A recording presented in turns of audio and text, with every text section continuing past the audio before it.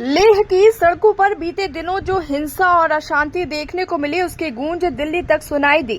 इस पूरे घटनाक्रम की सबसे बड़ी और विवादास्पद कड़ी रही जलवायु कार्यकर्ता सोनम वांगचुक की गिरफ्तारी।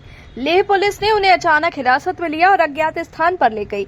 सरकार ने आरोप लगाया कि उनके भड़काऊ बयानों से लद्दाख में हिंसा भड़की, लेकिन सवाल ये उठता है कि क्या वांगचुक को दोषी ठहराना हकीकत है या फिर ये सत्ता द्वारा तैयार की गई एक बलि का बकरा बनाने की रणनीति है। दरअसल वांगचुक ने लद्दाख के लिए जिन मांगों को उठाया है वो नई नहीं है।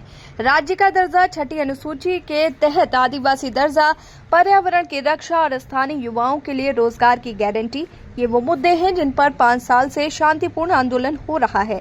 मगर अब जब आंदोलन हिंसा में बदल गया और 4 लोगों की जान चली गई, तो सरकार ने दोष वांगचुक के सिर मढ़ दिया, जबकि वो खुद साफ कह चुके हैं कि किसी भी हिंसा को भड़काने का उनका उद्देश्य नहीं था, बल्कि सरकार ने वास्तविक समस्याओं से ध्यान भटकाने के लिए ये आसान रास्ता चुना है।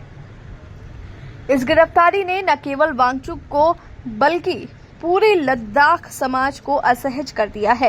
कारगिल डेमोक्रेटिक अलायंस केडीए और लेह एपेक्स बॉडी जैसे संगठनों ने स्पष्ट कहा है कि प्रशासन का रवैया उनके जख्मों पर नमक छिड़कने जैसा है। केडीए ने यहां तक कह दिया कि जिन 4 प्रदर्शनकारियों की मौत हुई है वो लद्दाख के नायक हैं।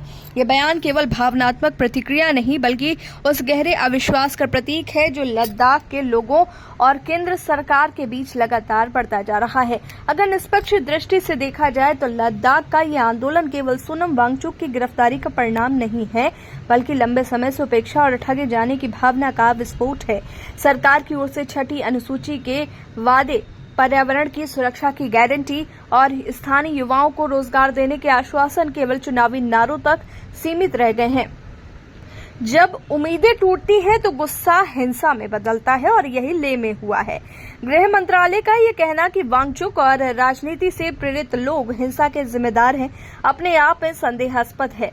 अगर 5 साल से शांतिपूर्ण आंदोलन चल रहा था तो अचानक ये विस्फोट क्यों हुआ? असली कारण शायद सरकार की टाल मटोल और उपेक्षा की नीति है। ये भी ध्यान देने योग्य है कि वांगचुक ने खुद अंदेशा जताया था कि सरकार उन्हें जन सुरक्षा अधिनियम पीएसी के तहत जेल भेज सकती है।